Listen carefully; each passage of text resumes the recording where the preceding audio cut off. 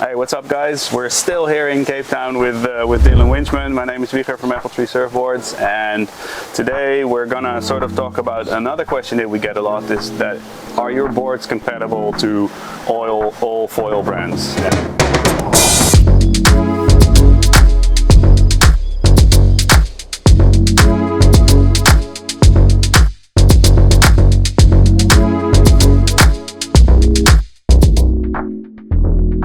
In our boards, what we try to do is get the mast box exactly at 0 degrees with the standing area of the board. So your feet are in parallel with the box, and if the foil is 90 degrees, it should be a perfect 90-degree match. But as you already mentioned before we were talking, some brands do not use this 90-degree angle, and that sort of can cause problems later down the line. So yeah, how's your experience with this sort of stuff? Yeah, so again, luckily I've never, since I've been on the Appletree boards, never had to shim my masts, because again the unifoil masts are 90 degrees to the base plate, but the old ones were at a bit of an angle, so should I have been on those, I would have had to shim the base plate. Another bit of advice is that I can maybe give you is, if your foil doesn't feel right, the best way to dial something in is by taking the board and doing dock starts. Because one of the hard things would be is, say you're trying to dial in the board shim, is you need to now set your whole foil up, paddle out into the surf, get far out enough that the foil's not on the ground, that you can get up, get a ride, feel it out.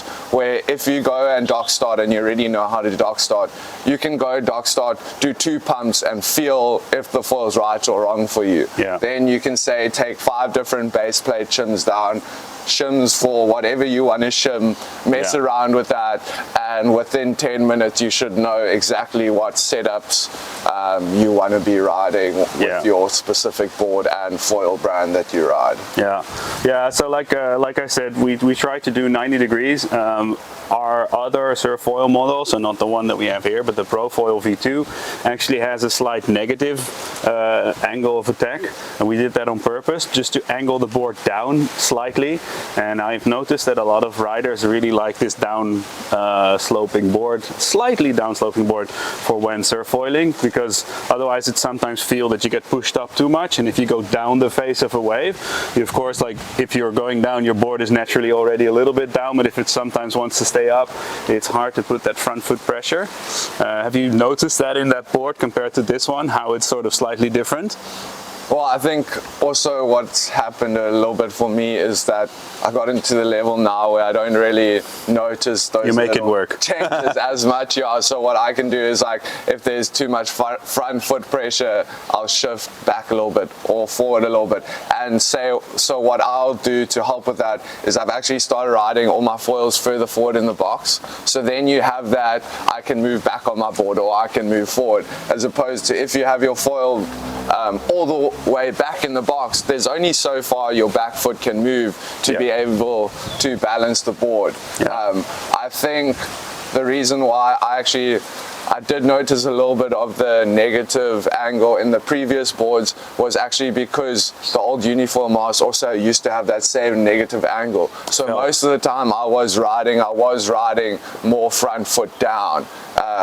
But then again, once I moved over to these boards, I'd been riding for long enough that I didn't really notice too much of a difference. And I also, like, it's so complicated with foiling, like with the stabilizers and the stabilizer shims and the fuselage lengths and the different front wings that also have attack angles, and then the mast and then the mast attack angle. For me personally, I sort of try to always make it work, as you say, because if you start like fucking around with like the little things, you know, at some point you're just gonna get, it's so easy to get completely lost and actually end up, after experimenting, end up worse than you maybe started at. I've seen that with friends as well. They just keep on changing new foils, new stabilizers, new shims, and then their foiling doesn't really improve. Or you'll see someone that's actually riding pretty well, you get on their setup and you can't even lift the foil out of the water, and you're like, if you had the foil in the right spot, you'd be 10 times times better as opposed to hacking with that initial setup. Yeah, and you do get used to your setup even more than with surfboards. So back in the days when we were surfing and you switch surfboards with your mates, it's usually quite easy to start riding on a surfboard. If you do it with foiling, you get so used to your setup. If you switch in the water, it's like your completely different setup. Everything feels different. It takes time to get used to it. So I guess, yeah, you can tweak a little bit, but I always try to leave it to the professionals to advise what to do, because it's just so complicated, the whole foil design.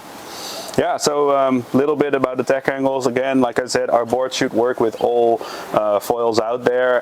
If not, some brands do have a slight positive or negative attack, which they compensate in their own boards.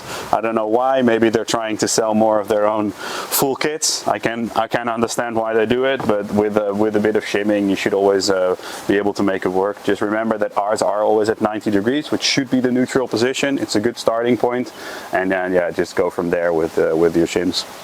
So that's about it for our interview series with Dylan. Dylan, thank you very much for coming. I think the wind's picking up, so you're released. You can go have a session. We'll show some footage maybe later in this video about what happened after this interview. And yeah, cheers, mate. Thanks so much. I'll see you around. Thanks, Wieger.